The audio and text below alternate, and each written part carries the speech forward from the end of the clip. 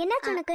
ஒண்ணும் இல்ல. ஏன் இப்ப பாரு ஏதாவது ஒரு இடத்துல சோர்ந்து உட்காந்துக்கிற? நானும் பாக்குறேன், கோயிலுக்கு போயிட்டு வந்ததுல இருந்து உன் முகமே சரியில்லையே. அப்படி என்ன பிரச்சனை உனக்கு? உங்க அம்மாக்கு என்னமா கவலை? மணிமணியா 3 பொண்ணுங்களை எல்லாரும் தாங்கி தாங்கி பாத்துக்கிறீங்க. இப்போ உனக்கு குழந்தை பிறக்க போகுது, மகாக்கு குழந்தை பிறக்க போகுது, பிரபாக்கும் சீக்கிரம் குழந்தை பிறந்துரும். அனாமிகா மட்டும் வீட்டை விட்டு வெளியில போய் பிரபா விஜயோட சேர்ந்து வாழ ஆரம்பிச்சிட்டா அதுக்கப்புறம் எந்த கவலையுமே கிடையாது. கௌதம் சித்ராவை கூட கூடிய சீக்கிரம் உங்க அம்மா திருத்திடுவா பாரு. அப்ப பண்ணிடாத, நீ டென்ஷன் ஆகாத. ஐஷித பாரு, அம்மா சொல்றத கேளு. போய் கேள்வி கேட்டாலே அப்புறம் இவ்வளவு நாள் பட்ட கஷ்டம் எல்லாம் வீணா போயிடும். எந்த பிரச்சனையும் இல்லைன்னு முடிவாயிட்டா அவங்க அந்த அளவுக்கு போகக்கூடியவங்க இல்லைன்னு எனக்கே புரியுது.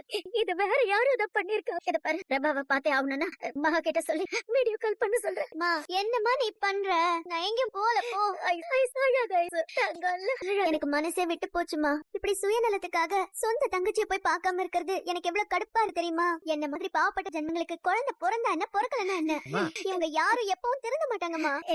அப்படி மனசை விட்டுறாதே. அம்மா இன்னொரு விஷயம் சொல்றேம்மா, இவங்க தான் பிரபா விஷயத்துல இதெல்லாம் பண்ணிருக்காங்கன்னு தெரிஞ்சது அப்புறம் கௌதமோட சாவை எல்லாரும் கண்ணால பாப்பீங்க. இந்த மாதிரி ஒரு ஆள் கூட சேர்ந்து வாழணும் எந்த அவசியமும் இல்ல. ஏன் இப்படி பேசுற? அதெல்லாம் ஐஷித பாரு, அம்மா சொல்றத கேளு. நீ டென்ஷன் ஆகாத. நான் நல்லா சம்பாரிச்சு உங்களோட பாத்துட்டு இருந்தா இவ்வளவு பிரச்சனை வந்திருக்குமா? என்னப்பா நீங்க? இத பாரு, இதையே யோசிச்சுட்டு இருக்காத.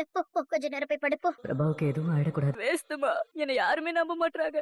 ஏதோ சாபத்தோட பிறந்துட்டோம் போல இருக்கு. ஏண்டா விஜய் இப்படி எல்லாம் பேசுற? அனாமிகா கூட நான் சேர்ந்து வாழவே இல்ல. ஆனா அவ எல்லார்கிட்டயும் என்ன உயிருக்கு உயிரை காதலிக்கிறேன்னு சொல்றா. எனக்கு அவ மேல காதல்